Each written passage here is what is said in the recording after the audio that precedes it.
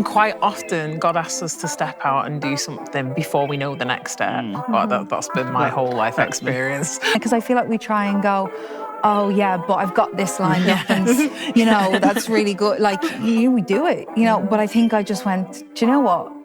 God, if this is the biggest jump we've ever taken. The reality is a lot of us, especially in our like 20s, 30s, even 40s, are still very much like in the messy middle. I was dance, that was me. I was then a pastor, that was me. I thought that was it because I thought to leave that was bad. Is when you're really decide to follow Christ, when he asks you to move on from something that often we've held as like our identity, that can be really, really tough. Hi, and welcome to another episode of the Magnify Conversations. My name's Ruth, and I'm the founder of Magnify, and I'm so honoured to have you as part of our community. And my name's Rachel, and I'm one of the hosts of this show, and it's a pleasure to welcome you to another episode. If you're new to Magnify, we're a platform and global community focused on equipping ambitious women of faith. We do this through our print magazine, through our events, and through this podcast. So before you continue watching this video, we have a favour to ask. If you haven't yet subscribed to our channel, hit the subscribe button now. This means we can reach more women with gospel-led wisdom and content. So do that now. Today's guest is someone who radiates warmth, honesty, and creativity. Morin Moors is a mum, wife, and all-round creative who grew up dancing in Dublin before moving to London, where an unexpected invite to church changed everything. This episode is called The Beautiful, Messy Process of Becoming Who You Are, and that's exactly what it is. No overnight transformation stories here, just the real, raw journey of identity, faith, and learning to feel deeply loved. So if you're in a season of not knowing what's next, this episode's for you. Maureen, we are so glad to have you here on the conversations today, myself and Ruth. I know I'll speak on Ruth's behalf. And we're going to be talking a little bit about just the process of becoming. Very often, especially in our 30s, I think we're still figuring things out. And unless we've got a defined path forwards, it can be quite confusing. And I think we always think we're the only ones. But then when we speak to everybody, we realise a lot of us are in the same position. So we're going to talk about that in a minute. But we want to ask you a couple of icebreaker questions first. Ruth? Got anything? So mine, because I know that you have lived in many different places, where would be your dream city to live in the world? My dream city, as of right now, like if I knew I'd live there now, do you know what I mean? So my dream city is yet to be decided. I know it's such a... No, I don't know. I don't know. Because if I say Dublin, that's like... that means a lot, you know? Okay, so that's your final answer? Yeah. Okay, fair enough.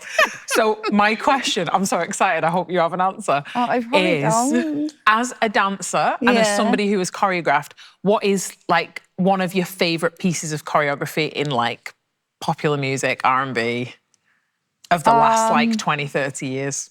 Oh, that's hard because it's 23 years. I mean, that's like, really hard. That's quite a long time period. It is quite a long time period. One of your favourites. I would say of recently, Doechii. Yes. Her, anything she's done recently. What about it? It's just unreal. It's like, it's unbelievable.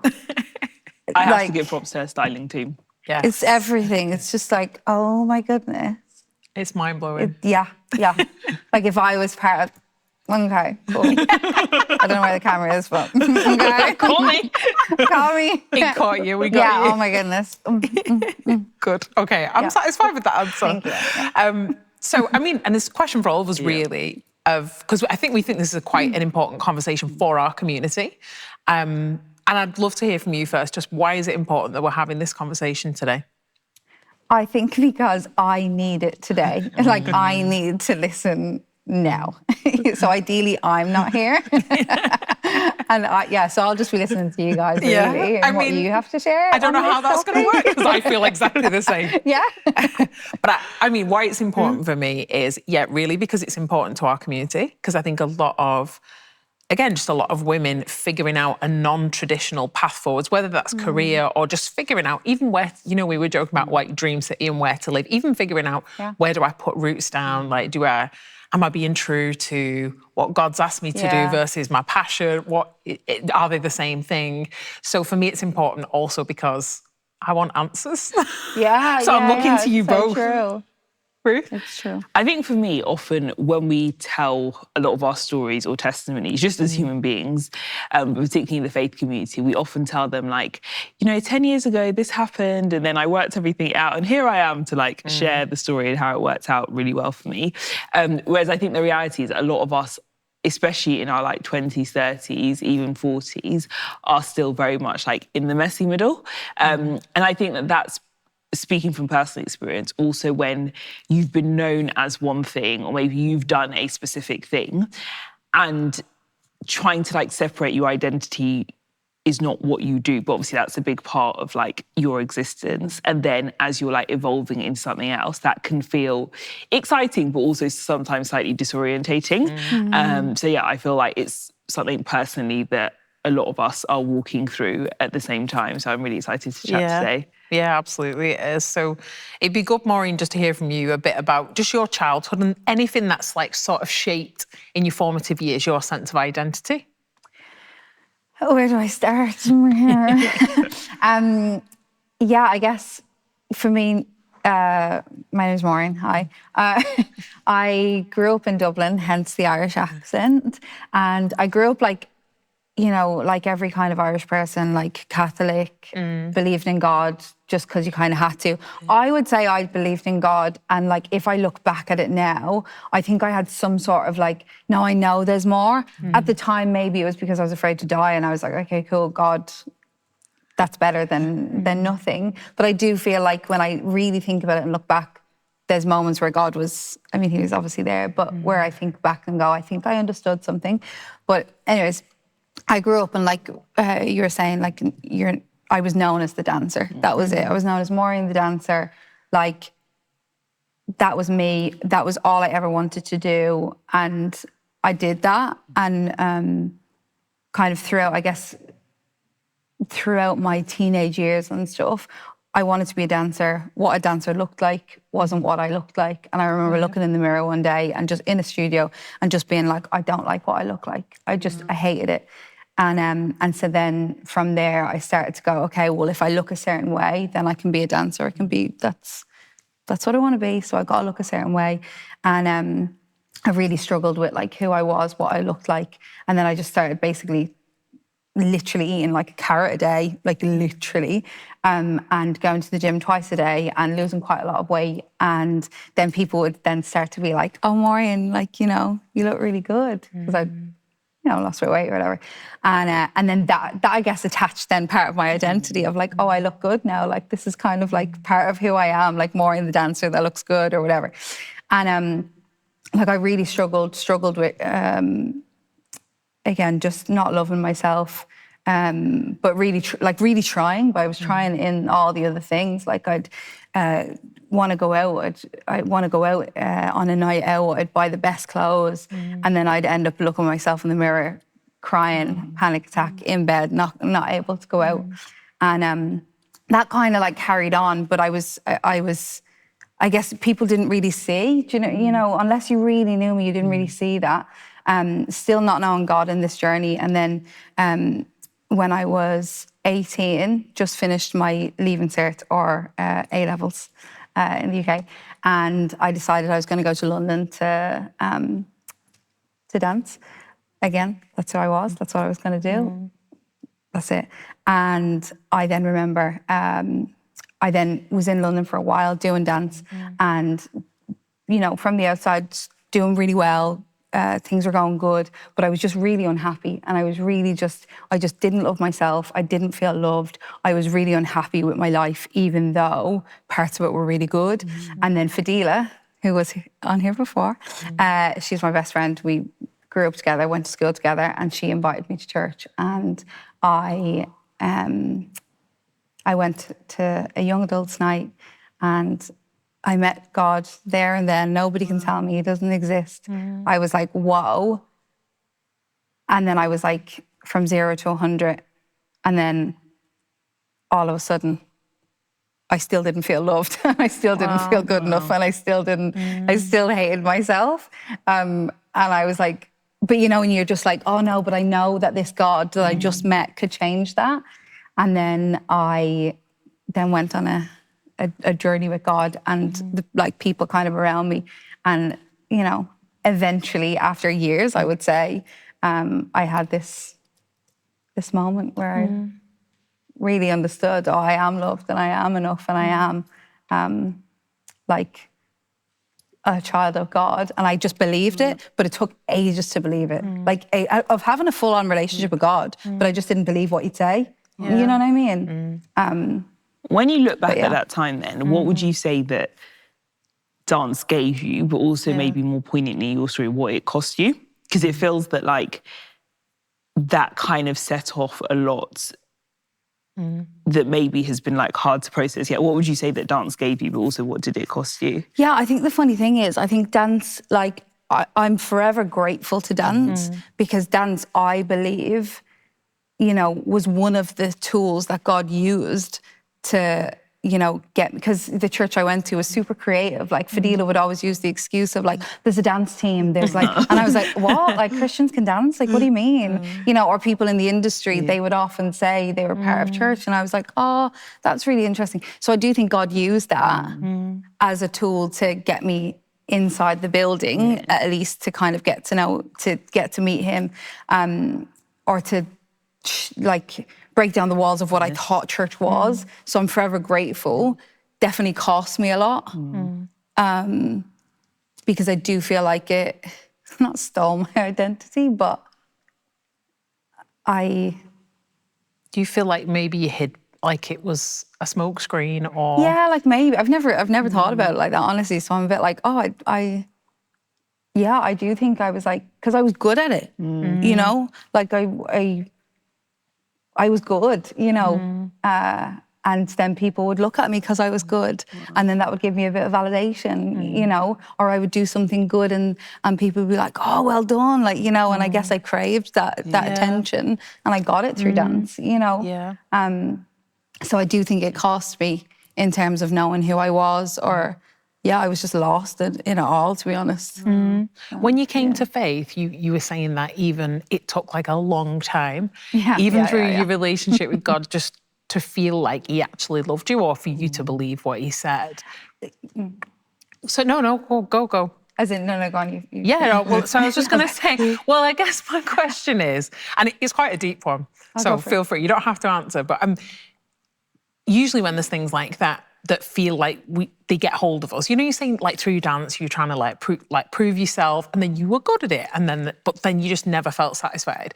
Usually when you look back on your life, there's a reason, there's some kind of like belief or something you've been through that has contributed. It's kind of like an unresolved trauma. Yeah. When you've reflected back, can you see that in your past, like pre-dancing? Like, yeah. Like, you know, as in, like, my family, love my family, great relationship with my family, used to hate my dad. My dad, an alcoholic, wasn't very kind, but was a great man, you know what I mean? He's still alive, he's a great man. But I used to hate, like, I used to wish that, you know, he wouldn't be in my life anymore, like, really bad thoughts. And I could say, like, oh, like, maybe it is attached to that. But I genuinely feel like, and again, I you know, even when it goes to like eating disorders, whatever, there's usually like a trigger for it. But I genuinely just feel like I just hated myself and the way I looked. And I guess I put value on what looking like meant. Maybe because I think that's just the environment I was in. So it could be a bit of both. Yeah. But I definitely think there was, whatever it was, I just really disliked the way I looked. And that affected me more than it should have. Yeah. And that kind of, but yeah, you know, it could be a mix of both, probably, yeah. So I think for most women, we have some kind of body issues, not to varying degrees, of course, and obviously yours was very serious, but I think we're always trying to modify or optimize what we've got. And I think quite often just have hang-ups, don't feel good enough. And obviously for you, this was like so debilitating. So do you feel, I know it's quite a big question, but do you feel like you've sort of made peace just with your own physical body now? Yes. As in, like, I I really do. And I feel like it's only God, because people that would know me before and then I guess to now, they would not believe that I'm sitting down having chips. Like that was how, wild it was. And I think now I'm like, I understand that that God does love me, and that I am made in his image, and that I am enough, and that whether my body is like, like when I was pregnant with my 1.5-year-old now, Romeo, he's so cute. When I was pregnant, I was so scared. I was like, okay, that was the moment where I was like, okay, it could go. Yeah. It could go back there. It really could. And genuinely, I was fine. I was fine with my body changing. I was fine because, God really, really did. Like, to me, it's a miracle that I'm good. Yeah, that's amazing. Yeah. So obviously you came to faith. So like with dancing and career-wise, what were you kind of doing after that point? So when I was dancing, I continued on dancing for a while. And then I did feel like God was like, okay, it's time to put that down. And eventually I did. Was that a struggle for you? Yeah. As in, I think I'd stopped dancing, probably maybe 2 years. And then I said, okay, I no longer dance anymore. Like, it was really hard, but I felt like God was saying, okay, no. And then I really felt like he said ministry, like, and so, like, I heard him as plain as day saying youth 3 times. I don't know why, but anyways, still figuring that out. But I felt like, okay, youth ministry is what I'm meant to do. And I served at that voluntarily for quite a while, but absolutely loved it. Did random jobs in between. Ended up working with youth with the Princess Trust for a while. That was really amazing. And then ended up doing full-time ministry with my husband, which was really cool. And no longer do that. You just skipped over like a massive life part. So I think what's really interesting about your story is, and just relating, I'm sure, to a lot of our communities, is when you're really decide to follow Christ, when he asks you to move on from something that often we've held as like our identity, that can be really, really tough. Obviously, you first had going from dance to ministry and then ministry to what you're doing now. How have you kind of navigated those seasons where, as you say, you felt God did say to you, youth 3 times. So it's like, you're like, okay, I've left what I'm doing now, doing youth. And okay, we're moving again. How have you kind of, I guess, navigated those changing seasons when you know that at a certain point God did speak to you about doing those things? Yeah, probably not very well, to be honest. Like, I think, I was dance, that was me. I was then a pastor, that was me. I thought that was it, because I thought to leave that was bad. Do you know what I mean? So you in your mind, like the shift from dance to ministry, you just thought, right, well, now I will just be in ministry like forever. For sure. We were in, and we still are in, but again, I think our minds was like, okay, no, we can't leave full-time ministry. That's not what God does, of course. So I think for me anyways, well, for me and my husband, like, God, there was a lot of like what we call of God nudges, where he would kind of, say like, yeah, it's time to move on. Okay, it's time to move on. Okay, it's time to move on. And then he would like scream at us and be like, okay, it's time to move on. And I think, because for us, we like to see like what's kind of in front of us. But for this, we couldn't. Wow. And we just had to step out of the boat. Can you tell us a bit about what those nudges were like compared to your words, scream? Yeah, because I think that's really pertinent. Also, being someone who doesn't always listen to God the first time, sat here, I'm kind of like, I think you start to recognise there's a nudge happening, and then there's perhaps a certain point where it's like, okay, you're not listening to me, I'm going to make it Thursday. So just really practically, like, what were those nudges like versus then it being really loud and clear that you had to make a step and a transition? Yeah, I think, like, for us anyways, as in, because we're very much like, I think for me, I'm like, okay, God, say jump, and I'm like, how high? You know, whereas Jake, my husband, he's very much like, tell me exactly what it looks like, you know, the size of it, where exactly, you know, so, but we had to meet together and feel like we both heard from God. And I'm like trying to think what the first kind of nudge was, but I think all of a sudden there was like lots of shifts and stuff and changes with our church, that's fine, that happens. And I think we just started to kind of not really align with those changes. And again, that's okay. And I think that was kind of maybe the first shift of like, oh, okay, you know, again, that could have been us, could have been just coincidence, whatever.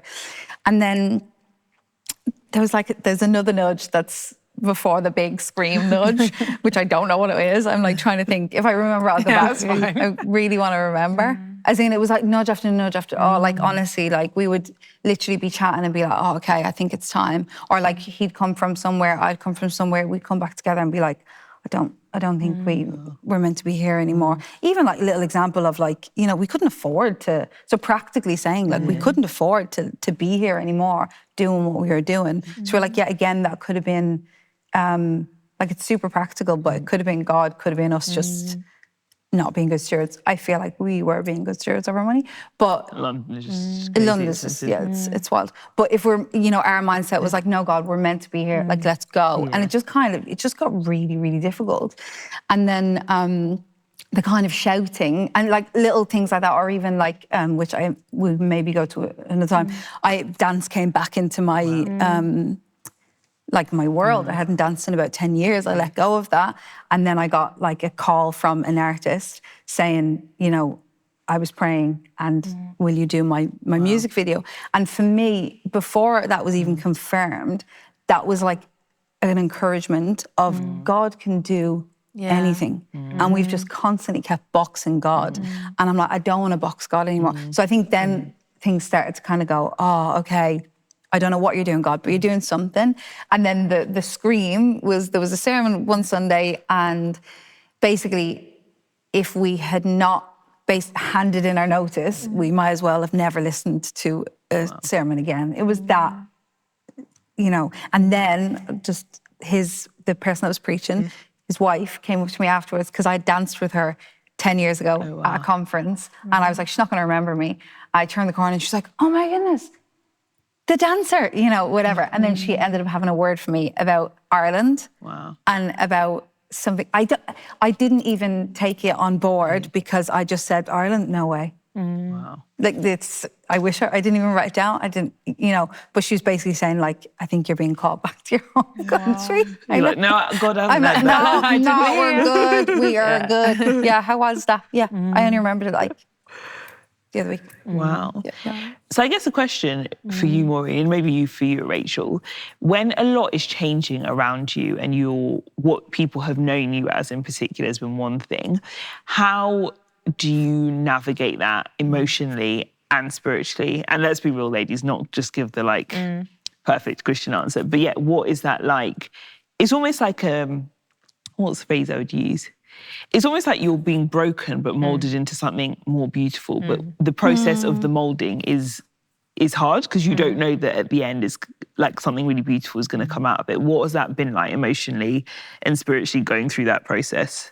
Yeah, I think it's been like, I would say like frustrating would be like the word. And I would say continuously, because say, again, I keep going back to that, I was the dancer, but like that's who I was. Then I met God and I was a Christian. I was a child of God. Probably took that on a bit, you know, a bit in the wrong way. But again, because I guess I'm learning that I am an identity holder. You know, I hold on to things, because then I became the pastor, and that's what I was. I was a pastor. And then this is so funny, I then got that job, big job, doing choreographer. And then I put choreographer in my bio on Instagram. Like, do you know what I mean? I'm like, now that I think about it, I'm like, I'm such an identity grabber. Like, I need to hold it, you know, because now I'm like choreographer. Like, I'm not, like, you know.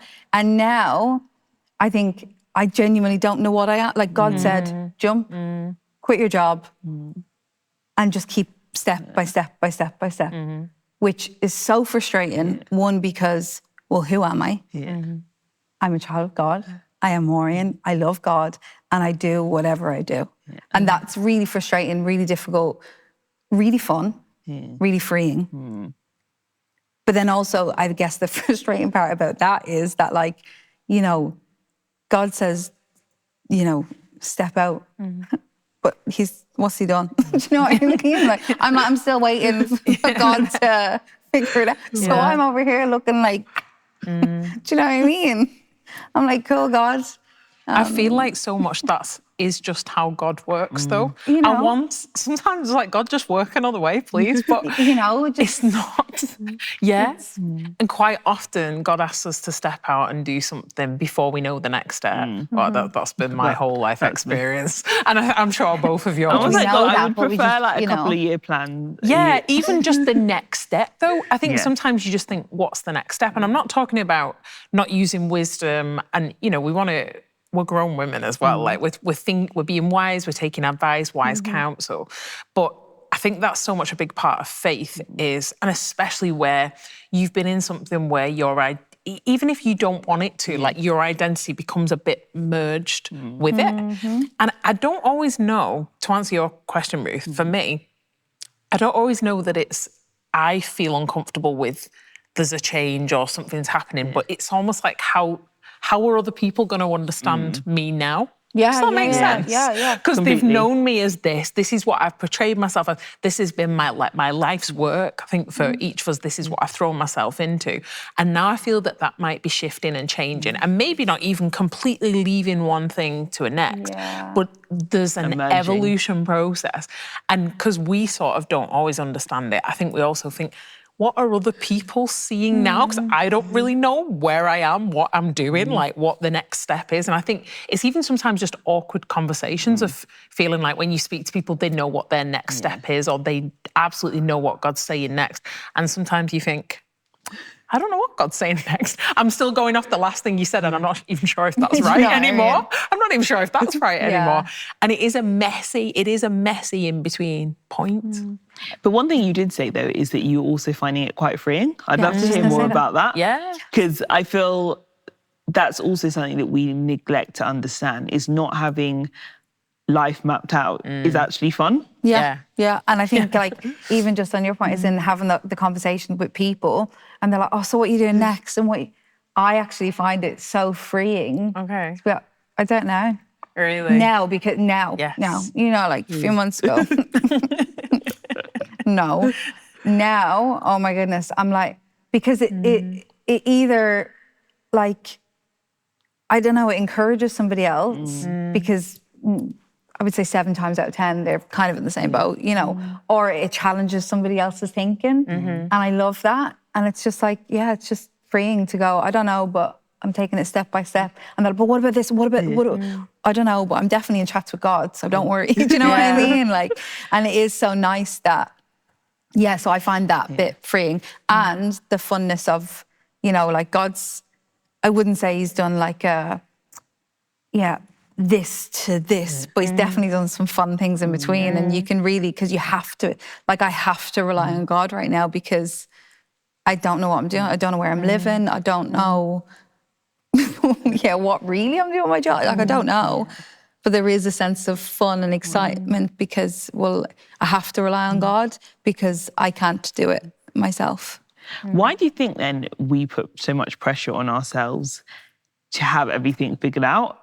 And I guess maybe speaking from personal experience, it's because when you're always trying to map out your own life, it's like, okay, by 35, I should be doing this, or I should be earning this, or I should have had these experiences. Do you think part of the pressure, just maybe both of you, is the timelines you set for your own life when you're in the messy middle? That's partly what feels so frustrating, because it's like, no, we're not actually on schedule. Or it's almost like we're taking a break rather than, like, you know, moving up the plan. Why do you think that is?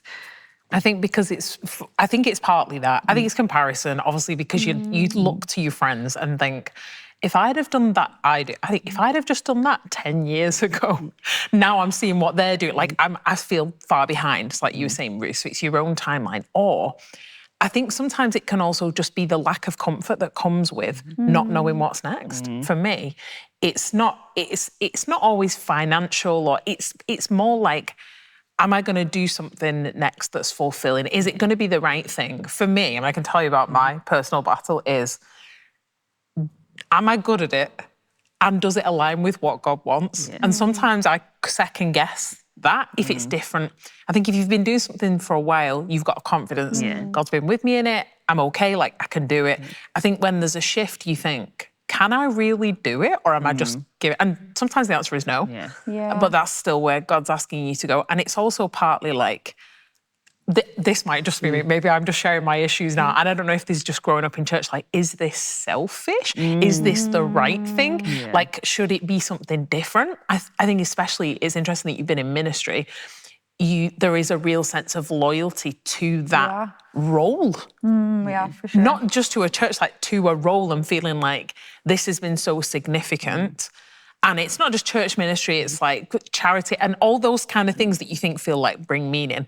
I think when you feel there's like a wind of change or a shift, it's a bit like, am I being disloyal to something? And it's just not the case. It's actually not it's the really case. not. But yeah, I fully feel you there. And I think as well, part of it is, like, there's definitely the selfish aspect of like, oh, but I should be doing more. Like, why can't I do more? Or, you know, people are earning this or people are super successful. Why can't I be? I'm, you know, but I do think there is that element of, especially for me, you know, most of my family don't know God. So they will look at my life. So I'm like, God, why does my life not look good? You know, why haven't you come through? And don't get me wrong, like, you know, I love my life and God has blessed me and you know, I trust him for sure. But there's definitely moments of frustration where I'm like, well, God, if my brother was looking at me right now and I was to say, you know, this is what God is doing right now, he would be like, yeah, cool, my life's better. And that for me is so frustrating. And that's where I've got to go, okay, no, God, I trust you. I know you're in this. And that's all I can do. But I think that's the reality of, and that's the frustrating part that I find. And I think it's also like all three of us here are mothers, is that not that there's an invisible clock in my head, but you feel like, you know, being a parent, you've got less time available, less time to kind of figure out other like dreams and passions or gifting. So also when God is like, no, we're just going to just sit here. It's a bit like, time. Come on. Like, I have limited time, God, for us to like figure this out. Can we speed things up a bit? So I think for me, my shift has definitely been, since becoming a mother, is in a good and bad way, feeling like the pressure of time. And also feeling like I want to be an example to my kids. So if I'm almost like the blind leading the blind, I'm like, God, we can't have that type of situation here. But as you say, learning to like fully trust and surrender to him is part of the journey and partly what brings peace. So you were saying, obviously, you moved from ministry that had been a big thing. You'd poured your heart and soul into it. It's somewhere that you'd felt God had really brought you to at a really significant time in your life. And so I'm guessing, even though you knew it was the right thing, when you handed in your notice, there was a bit of a, right, when people ask me who I am or what I do, what do I say? There's a bit of a grieving process. Maybe not an identity crisis, but a feeling like a part of you has been taken away. How have you moved from that to the excitement of feeling like it's freeing to not really know 100% what's next? Yeah, good question. I would say just like kept doing it, you know? Yeah, I would say kept doing it and then kept like just being honest about it. When people are saying like, oh, but what's next? And it's like, well, I don't know. Not trying, because I feel like we try and go, oh yeah, but I've got this lined up and, you know, that's really good. Like, we do it, you know, but I think I just went, do you know what? God, if you're, this is the biggest jump we've ever taken, the stupidest jump I would say we've ever taken at the stupidest time. So it's got to be God. And therefore, I'm not going to mess around with it. I'm not going to try and pretend like, you know. So I just decided I'm going to be honest. And if that makes me look stupid, then I'm fine. And then yeah, just kept going even when it was hard, because it was really hard, like, to just feel like what, God, are you even, like, are you there? Like, you know, and that don't get me wrong, like that's one thing, like, as in my faith will not go, like, I met God that time, can't say nothing else, you know? It's just like me ignoring you right now. That would be it. So it's like, oh God, I know you're real. I know you're in this, so we're just going to keep walking. step by step, because that's all we can do, and then just be honest about it. And I feel like it's almost like this like perspex space where we just walk through, and it's like all of a sudden, I think I can see God in this. I think I can. And then I would say, because we didn't really know this is super practical, I didn't really know where we were going to base ourselves. We kind of just went, okay, we think God is saying Dublin, so let's stay here for now. And we found a church. And actually, I feel like deciding that we're going to be part of this church actually helped more than I realised. And I'm realising probably now how much it's actually, that's brought a little bit more to it as well, I think, which is quite nice. And I guess speaking about that, and you've spoken a bit about friendships, what has been the role of community as you're walking out this phase of like the unknown? Like everything. Like my one thing that I would ever say is that God loves you and that he uses people to help you. That's like my like motto in life. Because the reason I ask that is I feel sometimes when we're in a season where we don't know, it can be easy to almost like isolate ourselves while we like try to figure it out. So, but you've spoken so much about the role of like friendships, of church, of your family. Like, yes, just more about that. I think like for me, I think I saw God really work with at the very beginning of my journey with like when I was struggling to accept myself and accept that God loved me. The one thing was I kept showing up to church and I told some people around, which was my Connect group, told me, so that therefore in a sermon or, you know, I would feel hands on my shoulders praying for me when I needed it most. So I know that made every single, like my leader at the time, we would meet once a week and we would go through like, you know, Bible study together. And I'll never, ever forget that time that she, you know, and she's the same age as me now, which is quite funny, but, you know, shout out Grace. But when I think back, like I'll always remember like that was key in my life. So therefore it's still key now. So I'm super passionate about it because I know that's how God works. So I'm like, cool, if I can chat now and be open and honest and have someone pray for me, yeah, sick, I'll do that. And I'll do that for someone else. So yeah, that's... And for anyone in like a figuring out stage now listening to this, if there was sort of one thing you could say to them, what would it be? That it's okay, that we're all probably the same. And I think that's refreshing. And I think it's cool. I know it sounds so like, it's so cool. Like I'm so cool. But no, as in like, it's so refreshing, I feel, to just not know what you're doing and be okay with it and not be successful and be okay with it. Like I think once you've got your relationship with God or you're trying to have the relationship with God, like I think right now that's most important for me. But I feel like you guys will have a better answer. No, I'm trying to think, what would I say to someone? Because I'm listening to you, I think, and I suppose I'm talking to myself, someone who's figuring it out, don't let your emotions lead you forwards. Listen, I'm very passionate. I'm sure that I have some kind of Italian heritage or something somewhere. So I feel deeply, but I know that emotions are a terrible master. And I think when you're in a bit of a changing phase and a figuring it out phase, if you let your emotions lead the way, it's not that you shouldn't listen to them and acknowledge them. I think it's just is such a bumpy back forwards, don't know if I'm coming or going type situation. So I think having people around you who are, it's what you were saying, it's community, who are level-headed, grounded, whether that's a really good friend or a spouse or whoever, a leader, who can just add real perspective. So if you're having a day where you just are like I'm sometimes like, I'm this way, I'm that way, I don't know what I think about it, how am I doing? Somebody who just has perspective and is coming in from the outside just saying, actually, you are actually doing okay. You've got to keep moving that way. Don't let this be the full narrative. Yeah.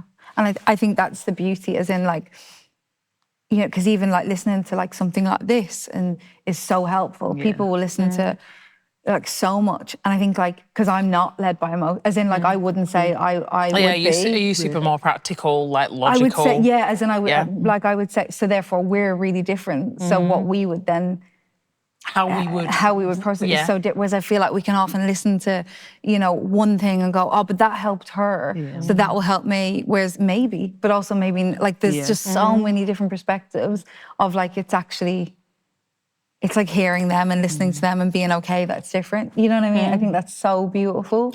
Sorry. Yeah. So this has been great, Maureen. I've also personally taken so much away. And I think one of the biggest things I've taken away is sometimes when we're in a in-between stage, it's easy just to feel like I need to be busy trying to figure it out rather than waiting on God and trusting his timing and not trying to take everything into our own hands. But we always say we're a community and we'd love to support and connect with you. So how can our audience find out more about you? I don't know what to say. Are you on Instagram? I am on Instagram. I am. I'm on Instagram. It's Morin Moors. I'm also on TikTok. I do outfits. That's what I got. Can you follow me? So amazing. Good. I've loved this. Thank you so much, Maureen. It's been such a good guys. conversation today. Thanks, ladies. Oh, thank you. Thank you for joining us for this conversation. We hope you feel as enlightened as we do. We never want to take it for granted that we get to gather together online to encourage and inspire each other to put our best foot forward in our careers, finances, and relationships, all while being grounded in our faith. If you haven't already, subscribe to our channel and be the first to get notified when a new installment of the Magnify conversation drops. We know so many of our audience have a story to share. If you want a shot at joining us as a guest for a future episode, get in touch with Team Magnify by heading to Magnify Collective and filling out our contact form. And if you're a brand who would like to sponsor our upcoming seasons, whether that's in the UK or internationally, get in touch with us at info@magnifycollective.com to connect. We'll see you soon for another episode of the Magnify Conversations. From all our team and crew, have a wonderful week.